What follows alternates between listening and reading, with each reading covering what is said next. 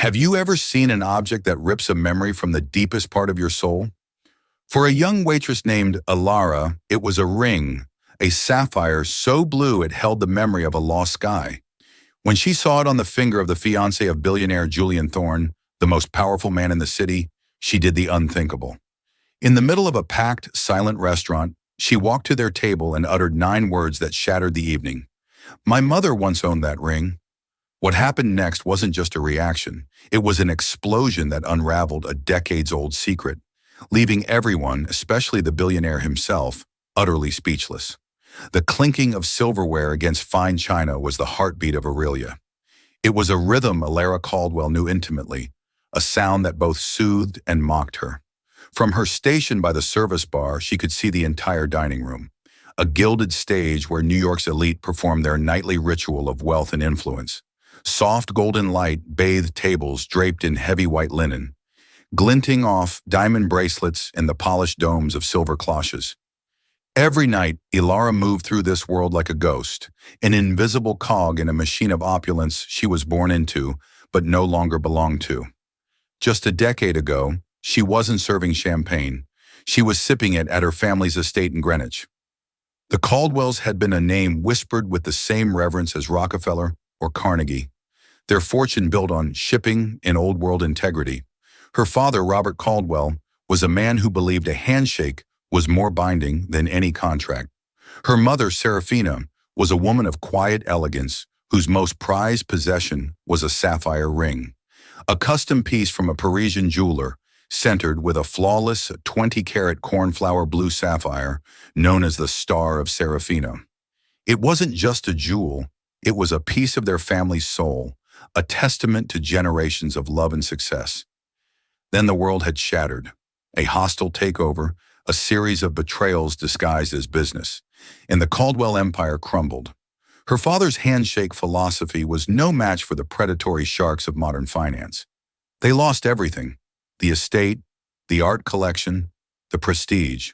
Her father, broken by the treachery, suffered a debilitating stroke, leaving him a shadow of his former self, confined to a small medical facility upstate that Ilara's meager salary barely covered. Her mother, Serafina, had passed away from a broken heart 2 years later, her final days spent in a cramped apartment that smelled of someone else's cooking. The Star of Serafina was one of the last things to go, sold in a desperate private transaction to cover the initial onslaught of medical bills. Ilara was only 16, but the image of her mother's trembling hands as she slipped the ring off for the last time was seared into her memory. Now at 26, Ilara was an art history student by day, a waitress by night. The irony was bitter. She studied the masterpieces of the world in her textbooks, then served overpriced entrees to people who owned them.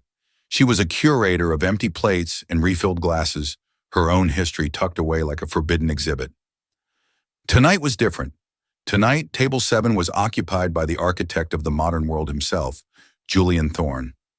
At 34, Thorne was a titan of technology and finance, a man whose decisions could sway global markets. His company, Omnicorp, had its hands in everything from satellite technology to biotech. He was famously ruthless, impossibly handsome, and perpetually trailed by an aura of untouchable power. With him was his fiancée, Beatrice Vanderbilt. She was exactly the kind of woman one would expect to see with Julian Thorne. Flawlessly beautiful, with the bored, dismissive air of someone who had never known a moment of want. Her pedigree was as impeccable as her couture dress. She was a Vanderbilt, a name that still carried the weight of Gilded Age royalty. Ilara's manager, a perpetually stressed man named Mr. Dubois, had been clear. Table 7 is to be flawless, Caldwell. Mr. Thorne is particular. Do not speak unless spoken to. Do not make eye contact for too long. Just be efficient and invisible. Ilara had nodded, her face a mask of professional neutrality. She'd served arrogant billionaires before. They were all the same. They looked through you, not at you. She approached the table with a bottle of Chateau Margaux, her movements fluid and practiced. "Mr. Thorne, Miss Vanderbilt," she murmured, her voice a low, respectful hum. Julian Thorne didn't even look up from his phone, merely grunting in acknowledgement. But Beatrice extended her hand for her wine glass. And as the light from the overhead chandelier caught her fingers, Ilara's world stopped. There it was. It wasn't a similar ring. It wasn't a replica. It was the ring, the Star of Serafina. The unique star-shaped halo of diamonds surrounding the impossibly deep blue sapphire was unmistakable.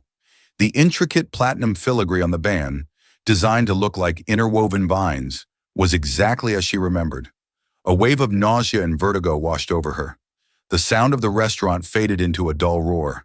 In her mind, she was 16 again, watching her mother's face collapse in grief as the ring was placed into a velvet box and taken away forever. Her hand trembled, and a single drop of crimson wine splashed onto the pristine white tablecloth. "Watch it!" Beatrice snapped, her voice like cracking ice. She snatched her hand back as if Ilara were contagious. Julian Thorne finally looked up, his gray eyes, cold as a winter storm, fixing on Ilara. They weren't angry, not yet. They were merely annoyed, the way one might be at a buzzing fly. "Is there a problem?" he asked, his voice low and dangerous. Ilara's heart hammered against her ribs. Mr. Dubois' warning screamed in her head. "Be invisible. Don't speak." Her job, her father's care, it all depended on her silence. But seeing that ring on the hand of a woman who wore it like a bauble, a mere trophy, while her own father languished in a sterile room, broke something inside her. The pride she inherited from her parents, the pride she had buried under years of hardship, surged to the surface.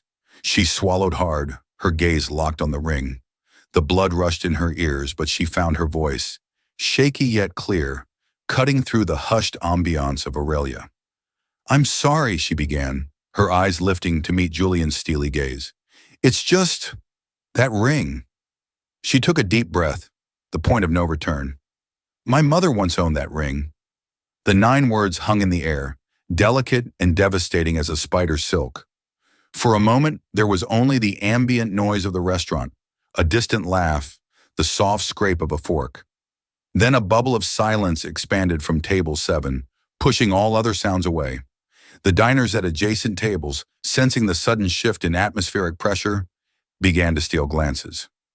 Beatrice Vanderbilt was the first to react. She let out a short, incredulous laugh that was more of a scoff. "Excuse me, what did you just say?" She held up her hand, flaunting the magnificent sapphire. "This ring. You think your mother owned this ring?" She looked Ilara up and down, her eyes lingering on the simple black uniform, a silent, brutal dismissal of Ilara's entire existence. "Darling, this is the Thorne family heirloom. It has been in Julian's family for generations. I highly doubt it ever graced the hand of a waitress's mother." The word waitress was laced with venom, designed to shrink Ilara, to put her back in her invisible box. But Ilara didn't flinch. Her gaze remained fixed on Julian Thorne, who had yet to speak. His face was a mask of cold fury. His jaw was tight, a muscle twitching near his temple. He wasn't looking at her with annoyance anymore. He was looking at her with an intensity that was far more terrifying. "It's called the Star of Serafina," Ilara said, her voice gaining strength. "The sapphire is from the Kashmir region, noted for its velvety cornflower blue. The setting is early 20th century Parisian, custom made. On the inside of the band, there's a tiny, almost invisible inscription. It reads, Amor Fati, love of one's fate. It was my father's favorite philosophy, inscribed as a gift to my mother." Beatrice's perfectly sculpted smile faltered. She instinctively tried to look at the inside of the ring on her finger. Julian's hand shot out, grabbing her wrist with startling force. His grip was not gentle. "That's enough," he said, his voice a low growl. His eyes, however, were still locked on Ilara. They were searching, probing, not for truth, but for the angle, the scam. "What is this? Some kind of shakedown? Did you research me? My fiancé? What do you want? Money?" The accusation was a physical blow. Tears pricked Ilara's eyes, but she refused to let them fall.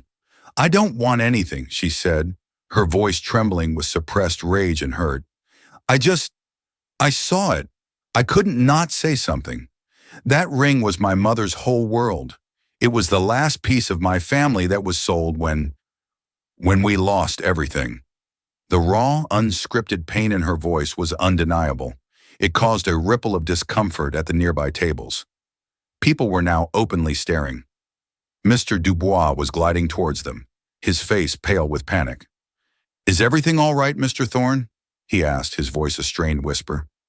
Julian ignored him. He slowly released Beatrice's wrist and leaned forward, his elbows on the table. The predator was now focused entirely on his prey. "Your family," Julian said, his voice deceptively soft. "And what family would that be?" "The Caldwells," Alara replied, lifting her chin. "My father is Robert Caldwell." At the mention of that name, something flickered in Julian Thorne's eyes.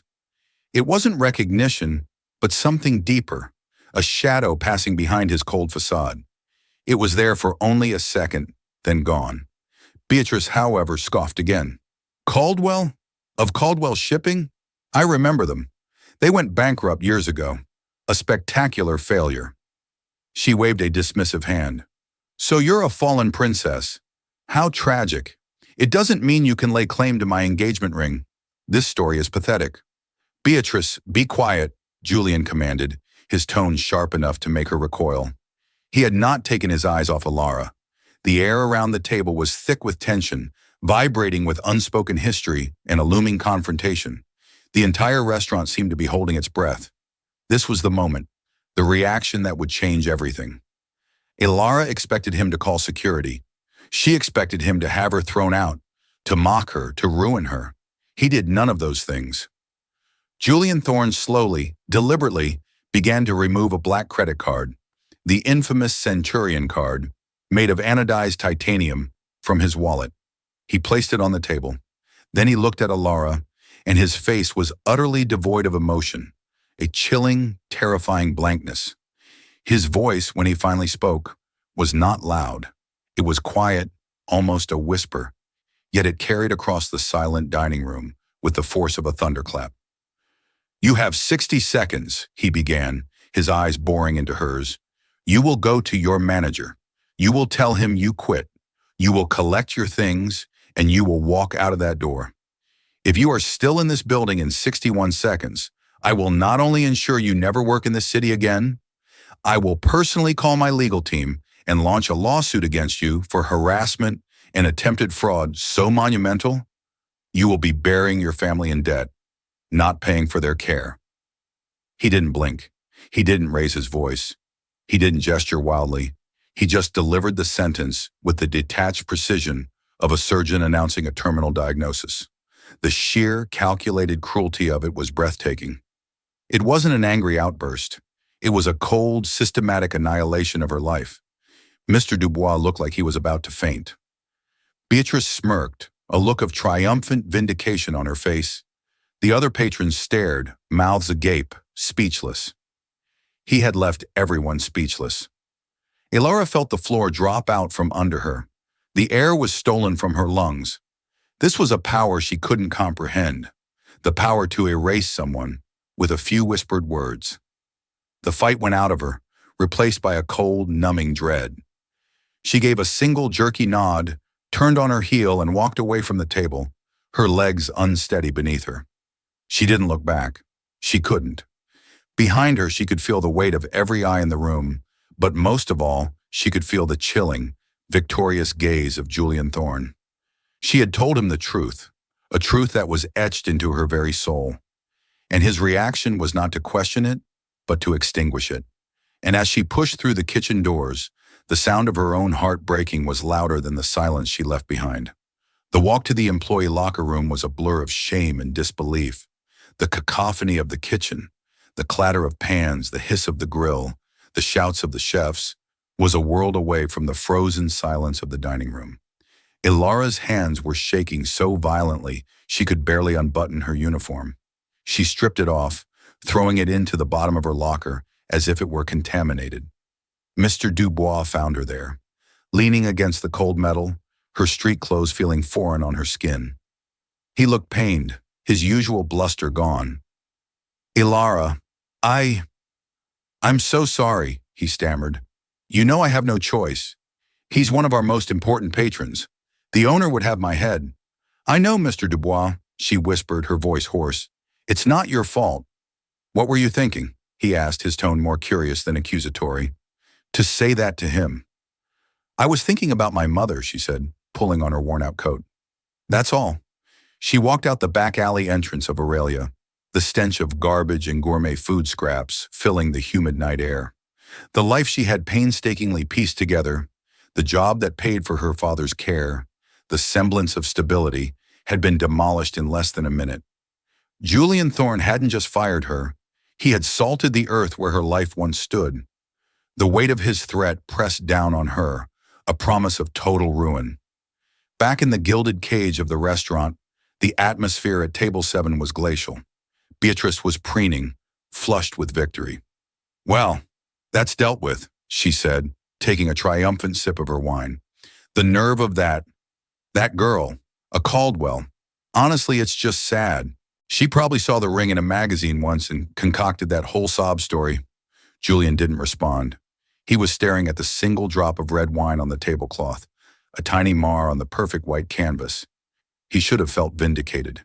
He had squashed a nuisance, protected his family's name, and put a delusional nobody in her place. That was how his world worked. Power was a tool, and he used it with precision. So why did he feel a sliver of ice in his gut? Amr Fati. He had never looked for an inscription. Why would he? His father, Alistair Thorne, had given him the ring, telling him it had belonged to Julian's grandmother, a Thorne heirloom. It was a story as solid and unquestionable as their family fortune. He had never had a reason to doubt it. Until now. The girl, Alara Caldwell. Her eyes. There was no cunning in them, no hint of a calculated scam. There was just pain, a deep, abyssal grief that he recognized because he had seen a version of it in his own mirror after his own mother passed away. Liars were greedy. Grieving daughters were haunted. She had looked haunted. Julian, did you hear me? Beatrice's voice cut through his thoughts. I was saying we should order the truffle risotto. I've lost my appetite, he said curtly, pushing his chair back. He stood up, towering over the table. I'm leaving. Leaving? But we haven't even had our entree, Beatrice protested, her face a mask of confusion and frustration. You stay. Enjoy your meal, he commanded, tossing his black card onto the table. Get a car home. He walked out of the restaurant without a backward glance, leaving his fiancée sitting alone amidst the wreckage of their perfect evening. The drive back to his sterile, glass-walled penthouse overlooking Central Park was on autopilot. His mind was a maelstrom. The Caldwells. Robert Caldwell. The name was familiar, but not in a social context. It was a business file, a ghost from his father's past. Alistair Thorne had built his empire on the ruins of others. He called it strategic acquisition. The world called it corporate raiding. Julian had learned the game at his father's knee, and he played it better than anyone. He'd never questioned the methods, only the results. He stormed into his penthouse and went straight to the liquor cabinet, pouring a generous measure of Macallan 25. He swirled the amber liquid, the city lights twinkling below like a galaxy he had conquered, but he felt no triumph. He thought of the waitress, her defiant chin, the quiet dignity she clung to even as he was destroying her. On a sudden, inexplicable impulse, he slipped the engagement ring from his pocket, where he'd put it after taking it from Beatrice's hand at the restaurant. Under the bright, focused light of his desk lamp, he examined the inside of the band with a magnifying glass from his desk drawer. His blood ran cold. There, so small it was almost invisible to the naked eye, were two etched words. Two words that had no business being there. Two words that proved the waitress wasn't lying. Amor Fati. A wave of something dark and unsettling washed over him. The foundation of the story he'd been told his entire life had just cracked. This ring was not a Thorne heirloom. It had belonged to someone else. It had belonged to Serafina Caldwell. His father had lied to him. The lie wasn't the problem. Julian lived in a world of lies.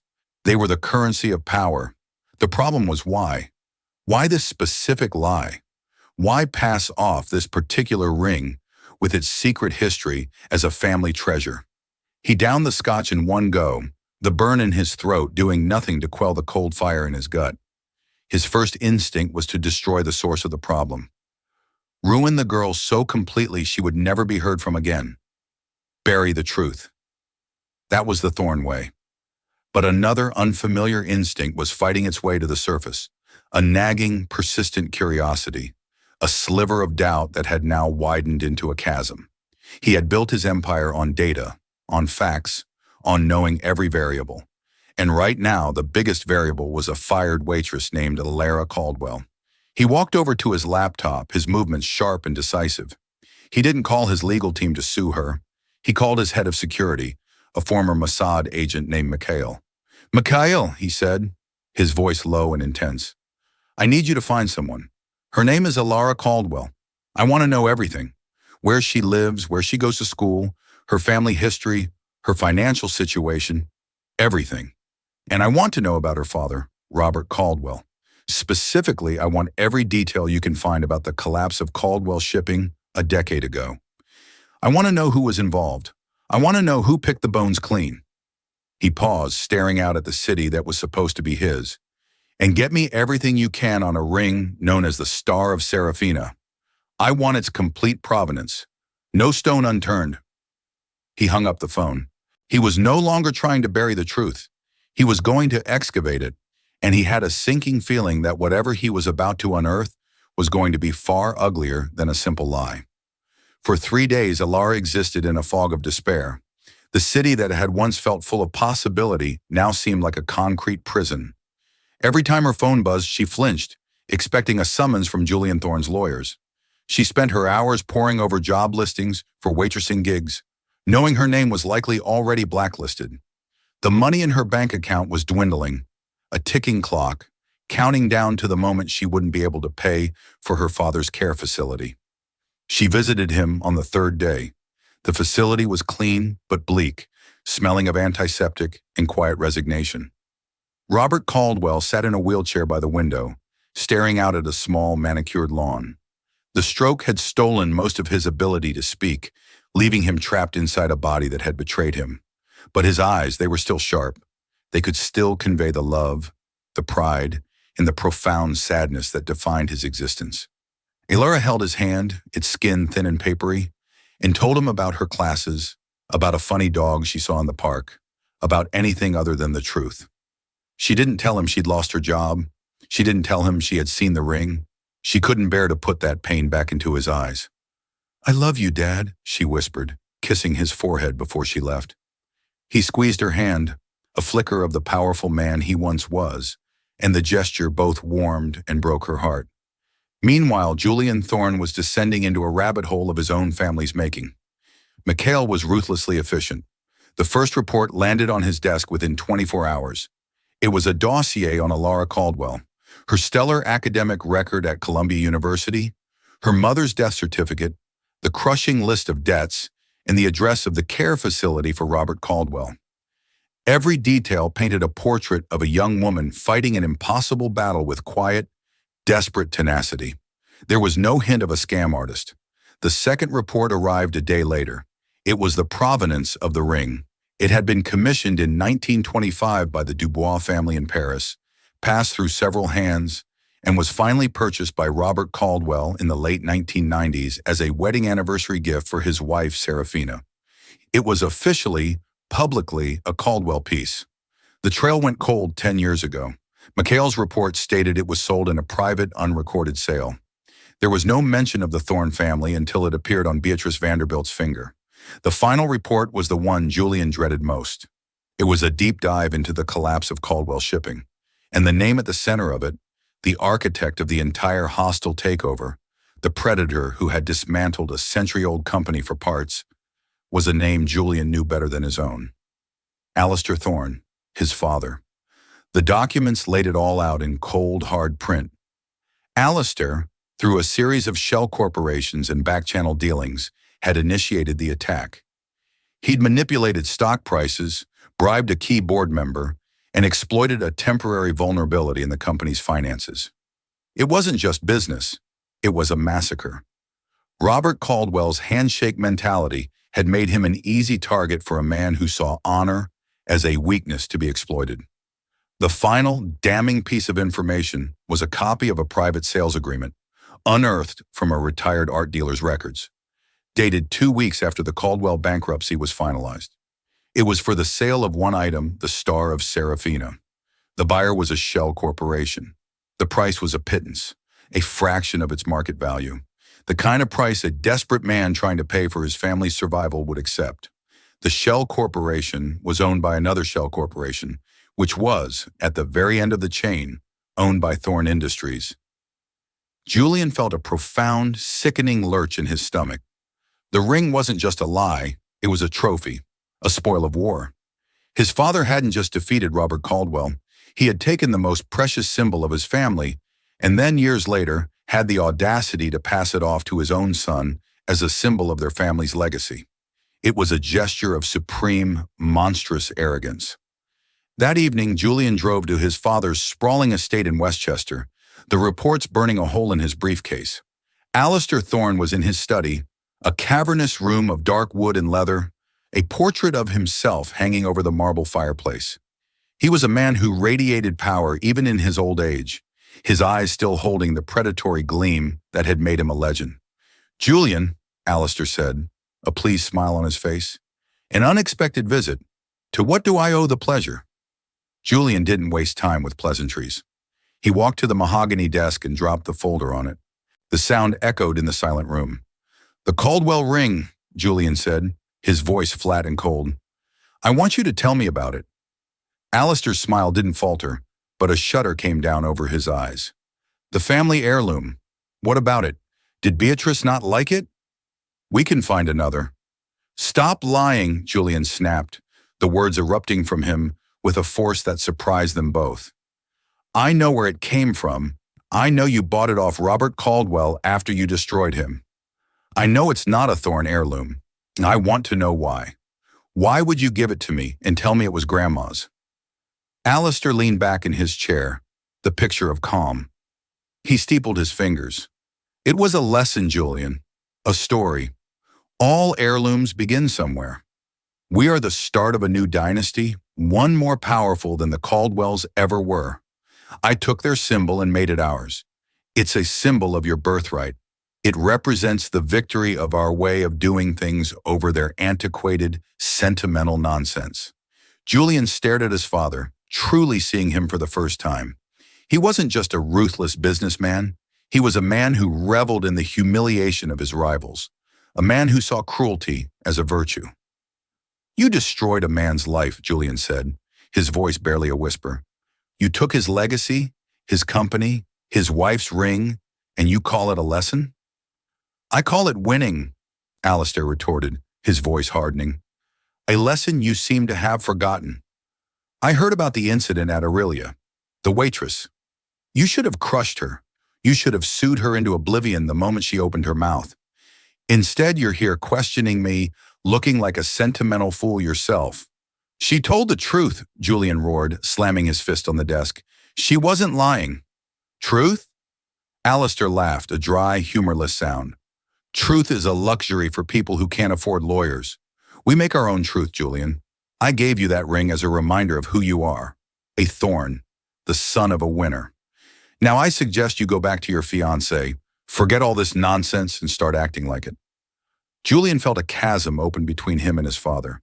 He had spent his life aspiring to be this man, to earn his approval, to be even more ruthless, more successful. Now looking at him, all he felt was a profound sense of disgust and shame. The entire foundation of his identity, the legacy he was meant to carry, was built on a bed of lies and cruelty. He picked up the folder, his hands steady now. The rage had cooled into a hard, clear resolve. "No," he said, his voice quiet but resolute. "I think for the first time, I'm going to act like a man, not just a Thorne." He turned and walked out of the study, leaving Alistair sitting in the dark, the portrait of his own smug face mocking him from above the fireplace. Julian didn't know what he was going to do yet, but he knew one thing for certain. He couldn't live with the truth buried, and the only person who deserved to hear it was the one person whose life he had threatened to annihilate. He had to find Alara Caldwell.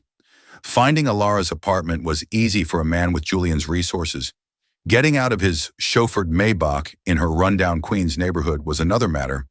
The building was a pre-war walk-up with a crumbling facade and a faint smell of boiled cabbage in the hallway. It was a universe away from his glass tower in Manhattan. For the first time, Julian felt like an intruder, an alien species stepping into a world he had only ever viewed from a great and comfortable height. He found her door, number 4B, and hesitated. What was he going to say? Sorry, my father destroyed your family and I threatened to finish the job. He carried a small, heavy velvet box in his coat pocket. It felt like a lead weight on his conscience. Taking a deep breath, he knocked. The door opened a crack, held by a brass security chain. One of Alara's brown eyes, wide and fearful, peered out at him. The instant she recognized him, the fear was replaced by a flash of anger. What are you doing here? She demanded, her voice low and tense. Have your lawyers come to serve the papers personally? No, Julian said quickly. No lawyers. Can I please talk to you for a moment? It's important. She stared at him for a long moment, suspicion etched on her face. Why should I talk to you? Because I was wrong, he said, the words feeling foreign and clumsy on his tongue. And because you were right. His admission seemed to stun her more than his threats had. After a tense silence, she slid the chain off and opened the door, stepping back to let him in, but not welcoming him. Her apartment was tiny but clean. Books were stacked on every available surface. Art history, texts next to worn paperbacks. A small desk was cluttered with notes for her studies. On a small end table was a single-frame photograph of a beautiful, smiling woman, wearing the star of Serafina. Serafina Caldwell. The reality of his family's actions hit him with renewed force. You have 5 minutes, Ilara said, crossing her arms. She stood by the window, putting as much distance between them as the small room would allow. Julian didn't know where to begin, so he started with the truth. I investigated your claim, he said, his voice formal. I looked into the ring's provenance, and I looked into the history of Caldwell shipping. He paused, meeting her weary gaze. You were telling the truth, about everything. The inscription is there. The ring belonged to your mother, and my father, Alistair Thorne, was the man behind the hostile takeover that ruined your family. Ilara didn't look surprised. She just looked tired, a bitter sadness settling in her eyes. So you know, she said quietly. You know, and you came here. Why? To gloat? To tell me you finished the job your father started? No, Julian said, taking a step closer. I came here to apologize. He reached into his pocket and pulled out the velvet box. He didn't open it. He simply held it out to her. And to return this, it belongs to you. It always has. Ilara stared at the box in his outstretched hand as if it were a venomous snake. She didn't move to take it. You think you can just show up here with that ring and apologize? She asked, her voice trembling with a decade of repressed grief and anger. You think that makes it right? Do you have any idea what my family went through? My father, he sits in a chair all day, unable to speak because of what your father did. My mother died of a broken heart in a place just like this. And you? You stood in that restaurant and threatened to take the last little bit I had left. An apology and a ring don't fix that. Every word was a deserved blow, and Julian took them without flinching. I know they don't, he said, his voice hoarse with a sincerity he rarely felt. Nothing can fix it, but it's a start. I didn't know, Ilara. I swear to you, I didn't know the history. My father told me it was my grandmother's. I was arrogant and cruel, and I am more sorry than I can possibly say for what I did to you that night. He placed the box on the small coffee table between them. I'm not asking for your forgiveness. I haven't earned it. I just want you to have what is rightfully yours. Ilara finally looked at him, truly looked at him, and for the first time she didn't see a billionaire titan. She saw a man grappling with a terrible truth, his usual mask of cold authority stripped away, revealing something more complex and pained underneath. The tension in the room was broken by the shrill ring of Julian's phone. He glanced at the caller ID. It was Beatrice. He ignored it. It rang again immediately. You should probably get that, Ilara said, her tone flat. Your fiancée must be worried. She's not my fiancée anymore, Julian stated simply. Ilara's eyebrows shot up. What? I ended it this afternoon, he explained. When I confronted her with the truth about the ring, Her only concern was how much it was worth and whether I would be buying her a bigger one to replace it. She said she didn't want to be associated with your family's drama. He let out a humorless laugh. It turns out our entire relationship was as hollow as my father's story about the ring. That piece of information changed the dynamic in the room. He hadn't just come to apologize. He had started to dismantle the life built on that lie. He had stood up to his fiancée and, as Elara now knew, to his powerful father. It was a seismic shift. Elara slowly walked over to the coffee table and looked down at the velvet box. She didn't open it. "What will your father do?" she asked. "I don't care," Julian said. "This is bigger than him. It's bigger than Thorn Industries. This is about justice. Or something like it." He looked around her apartment, at the books and the single photo of her mother. "What happened to your family was wrong, and I want to help you make it right." Elara looked from the box to his face. The offer was terrifying and tantalizing. For 10 years, she had been powerless, a victim of forces far beyond her control. Now the son of her family's destroyer was standing in her living room, offering her the one thing she had never dared to hope for, a chance to fight back. She finally reached out and picked up the velvet box. Her fingers trembled as she opened it. The star of Serafina winked up at her, its blue depths seeming to hold all the sorrow and beauty of her past. She closed the box with a soft click. "Okay, Thorn," she said, her voice steady and clear, her eyes locking with his. "Let's talk about justice." The small apartment, once a symbol of Elara's reduced circumstances, became the unlikely headquarters for their alliance. The power dynamic had irrevocably shifted. It was no longer a billionaire and a waitress. It was two people bound by a shared, ugly history, seeking a truth that could either redeem them or destroy them both. Julian, accustomed to commanding boardrooms and leveraging billions, found himself deferring to Elara's knowledge of her family's history. She brought out old company ledgers, her father's diaries, and letters that painted a vivid picture of Caldwell Shipping before its fall. It was a company built on trust and a sense of family among its employees, a stark contrast to the cutthroat, impersonal machine of Omnicorp. "My father's partner, a man named Marcus Blackwood, betrayed him," Elara explained one evening, pointing to a name in one of the diaries. "My father trusted him like a brother. According to his journal, Marcus was the one who convinced him to take on a risky level of debt for a new fleet expansion right before a manufactured slump in the market. It left the company vulnerable. It was the opening your father needed." Julian took the information and fed it to Mikhail's team. Within a day, they had a financial trace. Marcus Blackwood had received a multi-million-dollar payment from one of Alistair's shell corporations 2 months after the bankruptcy. He was now living a life of quiet luxury in the Cayman Islands. It was the smoking gun. Their collaboration was intense. They spent long hours together, fueled by coffee and a mutual, burning need for resolution. Julian saw the brilliant, analytical mind that had been hiding behind a waitress's apron. Elara, in turn, began to see past the arrogant corporate raider to the man beneath, a man deeply wounded by his father's deception and desperate to carve out a moral identity of his own. A strange intimacy grew between them. It wasn't romantic, not yet. It was something forged in the crucible of their shared mission, a deep and abiding respect. He would watch her, lost in thought, her brow furrowed as she deciphered a line from her father's notes, and feel a sense of admiration he had never felt for the polished, superficial women in his own circle. She would listen as he ruthlessly dissected a financial document, his mind a weapon of incredible precision, and see the potential for that weapon to be used for good. The ring, the star of Serafina, sat on the coffee table during their meetings, a silent witness. Elara never wore it.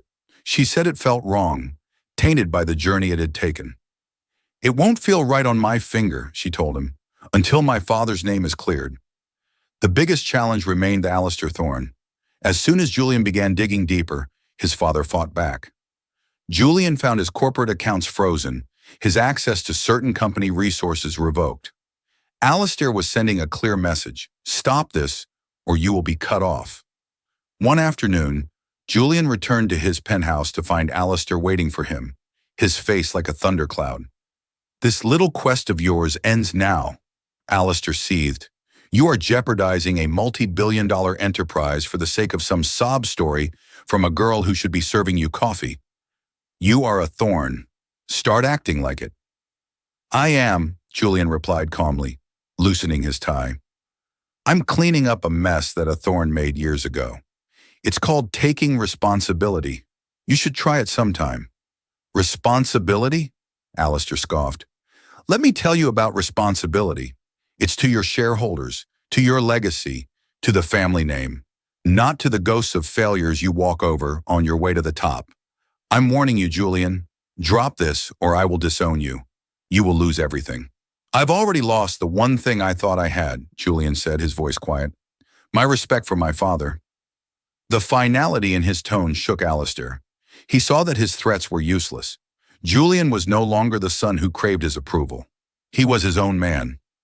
Enraged, Alistair left. But the war had just begun.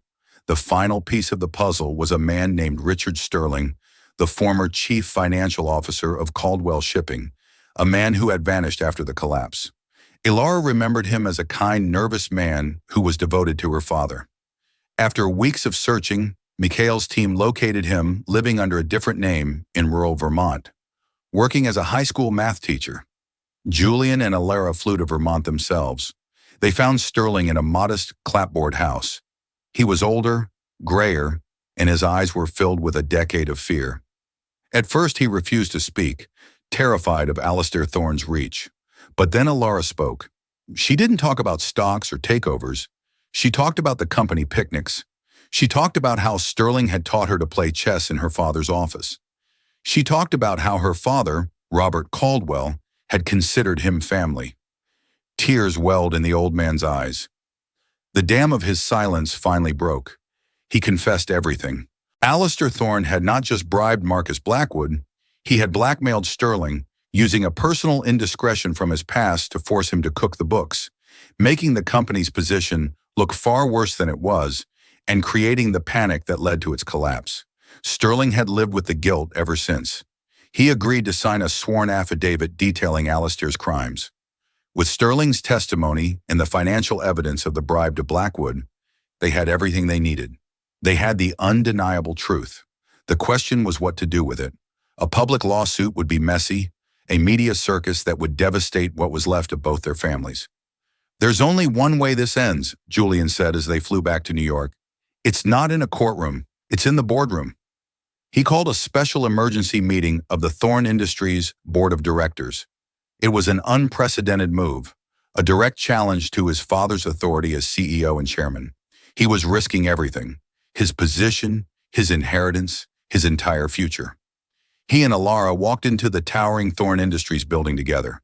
The employees stared as Julian, the heir apparent, strode through the lobby with the former waitress at his side. They were not a couple. They were partners, soldiers marching into their final battle. The truth was their only weapon. The boardroom at Thorne Industries was on the 80th floor, a cathedral of glass and steel overlooking the city. It was Alistair Thorne's throne room, and he sat at the head of the long marble table, his face a mask of cold fury. The 10 board members, powerful men and women who owed their fortunes to Alistair, looked on with a mixture of confusion and trepidation. Julian stood at the opposite end of the table, with Ilara seated calmly to his right. She wasn't dressed as a waitress or a student. She wore a simple, elegant gray dress, her posture erect, her gaze steady. She was no longer a victim. She was a Caldwell, reclaiming her family's honor. Thank you all for coming on such short notice, Julian began, his voice echoing in the silent room.